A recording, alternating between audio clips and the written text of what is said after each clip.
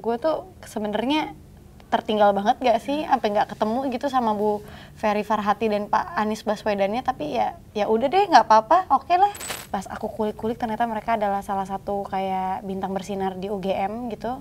Terus udah gitu mereka keterima juga di beasiswa di luar negeri. Kan kalau dia berinteraksi sama Anies itu dia tuh bener-bener kayak manggil temen yang kayak ceria banget gitu, yang kayak Nis, lihat deh ini lucu banget gitu loh.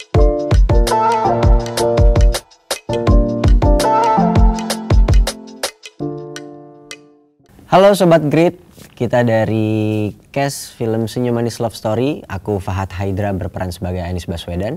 Dan aku Katy Indra berperan sebagai Ferry Farhati. Di sini kita mau ngapain? Nih, ditanya-tanya sama Sobat Grit. Ini bercerita tentang kisah cintanya Pak Anies Baswedan dan juga Bu Ferry Farhati ketika mereka masih masa remaja, baru banget masuk kuliah. Itu sih.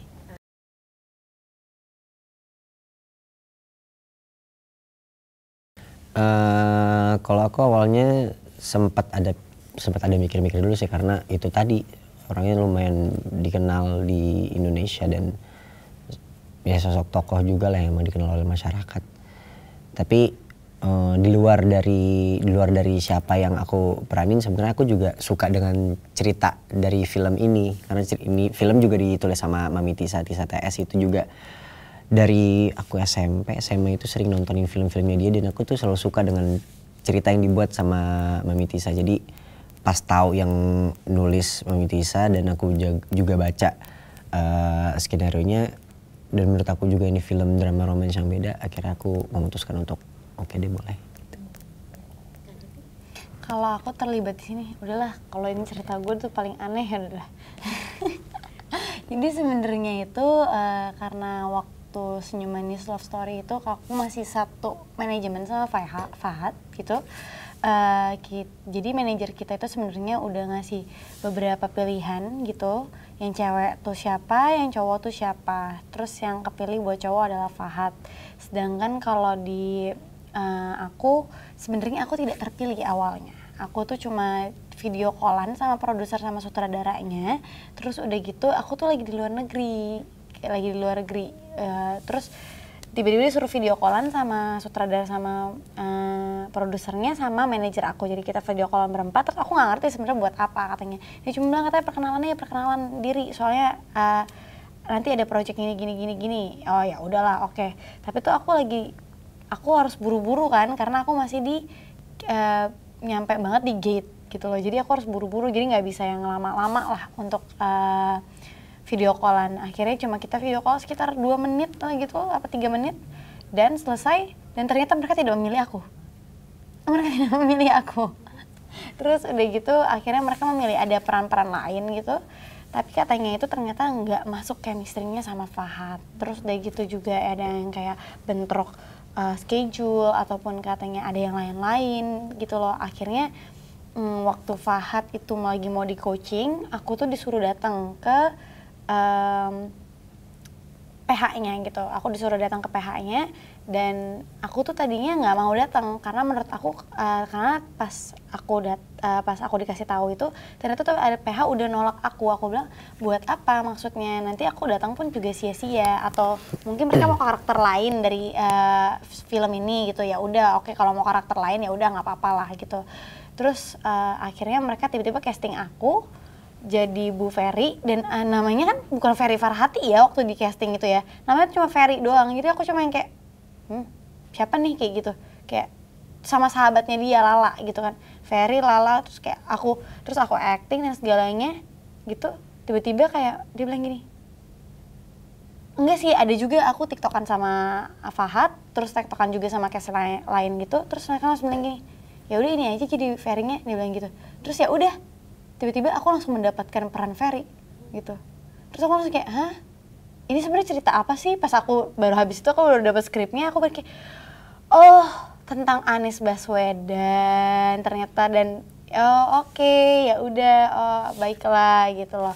Terus udah gitu aku dengar cerita dari mereka semuanya, ternyata si Fahad udah pernah ketemu sama Pak Anies, udah pernah ketemu sama Bu Ferry, dan pemain-pemain lain juga udah pernah ketemu gitu loh. Jadi aku yang kayak rada mikir sih waktu mau terimanya itu kayak gue tuh sebenarnya tertinggal banget gak sih, sampai nggak ketemu gitu sama Bu Ferry Farhati dan Pak Anies Baswedannya. Tapi ya udah deh, nggak apa-apa, oke lah, mari kita coba kayak gitu loh.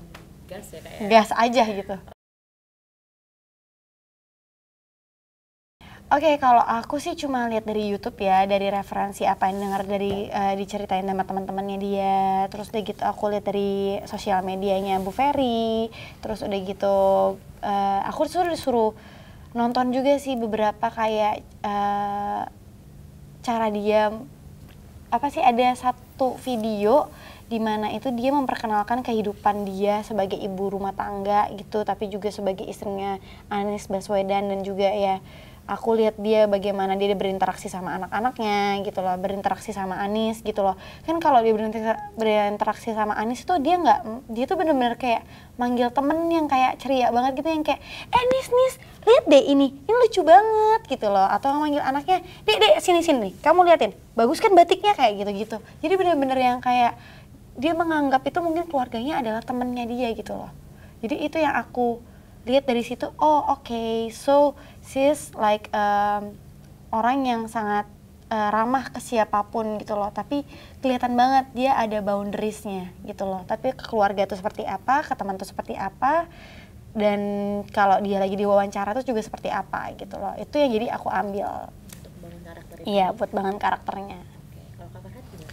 Kalau aku untuk membangun karakter sebenarnya banyak aku gali pas lagi ketemu sama Bu Ferry sih. Dan aku tuh kalau misalkan mau ngebangun karakter sebenarnya kayak lebih suka, misalkan emang karakternya ini orang-orang yang memang ada gitu kan. Aku tuh lebih seneng ngedenger dari POV kerabat dekatnya pasti. Entah itu kalau misalkan dari Pak Anies kan ada istrinya, ada Bu Ferry. Jadi Bu Ferry yang ngelihat sosok Pak Anies tuh kayak gimana sih. Jadi dari situ dia menceritakan dan lain-lain. Apalagi waktu masih muda gitu kan. Apalagi yang aku peranin juga, aku nggak bisa akses dari mana-mana, dari sosmed dan lain-lain juga nggak pernah kelihatan Pak Anies waktu muda. Mungkin cuma ada foto-fotonya doang, tapi untuk karakter beliau kayak gimana kan ya nggak ada yang tahu. Jadi pada saat syuting juga sempat ditemani beberapa kali oleh sahabat dari Pak Anies. Jadi beliau juga ngasih tahu dulu tuh Pak Anies waktu kuliah tuh dia gini-gini. Karena ada juga beberapa adegan yang emang diambil berdasarkan emang apa yang terjadi pada saat itu di waktu dia kuliah. Dan temannya pun ada di situ, jadi temannya tuh tahu situasi yang terjadi seperti itu di situ tuh seperti apa. Jadi kayak gitu sih kurang lebih aku mendalami karakternya. Oke, tapi mengulik juga dari Pak Anies enggak? Kalau dari Pak Aniesnya paling waktu itu dia sempat cuma menunjukkan foto-foto dia waktu orasi dan lain-lain. Tapi dari situ tuh aku udah bisa ngeliat misalnya dari foto entah gimana aku tuh bisa membayangkan apa yang lagi terjadi di foto itu dan bagaimana suasananya. Jadi kebayang sih dari situ. Jadi paling yang aku ambil untuk kalau misalkan gesturnya sendiri dan karakternya yang emang melekat di dia ya aku ngelihat dari video-video beliau sekarang gitu. Oh ada, udah pasti ada gitu loh. Karena aku kan juga belajar psikologi dan aku tidak pernah tahu kalau ternyata Bu Ferry juga belajar psikologi. Jadi kayak aku ngerasa wow, satu line nih sama aku kayak gitu loh. Dan itu yang membuat aku jadi kayak lebih gampang untuk yang mendalami karakternya gitu loh.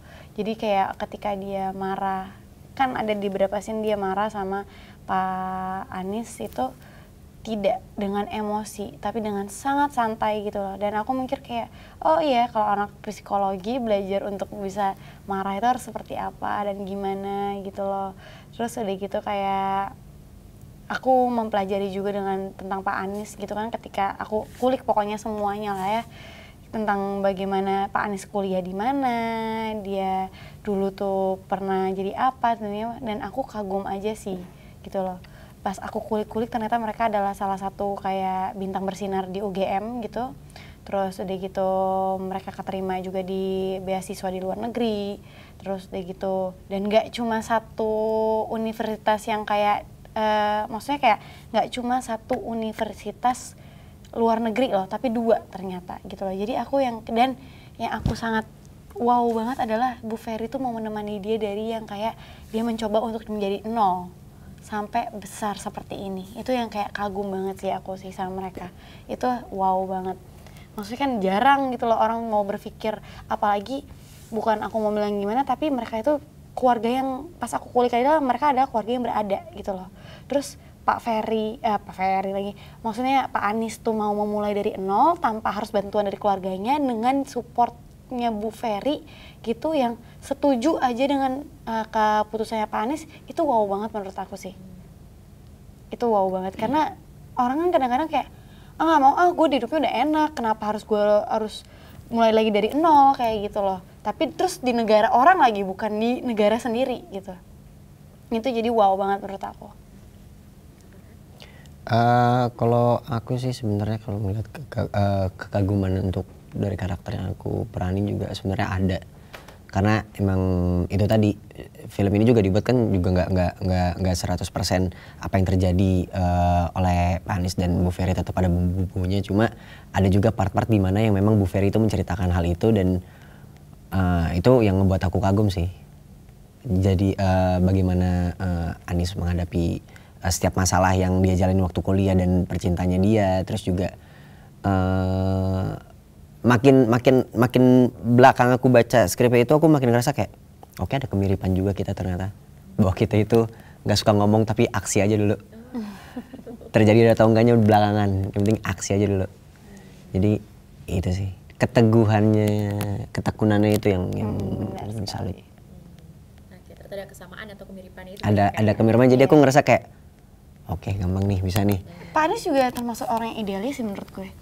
Iya, karena dia begitu menginginkan sesuatu, dia akan berusaha untuk mencapai itu gitu loh. Itu kelihatan banget, walaupun dia sangat kalem ya, tapi dia yang aku lihat itu nggak ambisius sih, cuma fokus dia sama satu hal. Jadi kalau gue udah mau ini, harus gue jalanin sampai sukses, kayak gitu. Sama seperti kayak dia mengejar Bu Ferry Farhati kayak gitu loh. Jadi kayak ketika hatinya udah di situ, dia mau taruh itu semua 100% di situ gitu loh. Itu yang bikin ketika Bu Ferry Farhatinya luluh gitu. Engko. Kalau aku pas sunset. Sunset. Ya. Orasi. Oh. Nggak pernah orasi kan? Gue sering. Oh, jadi happy lo ya mau orasi, teriak-teriak lo ya? Tapi jujur gue demo kampus sering. Iya, pantes sama. Jadi pas ada adegan orasi, oke. Tantang ya Kak ya.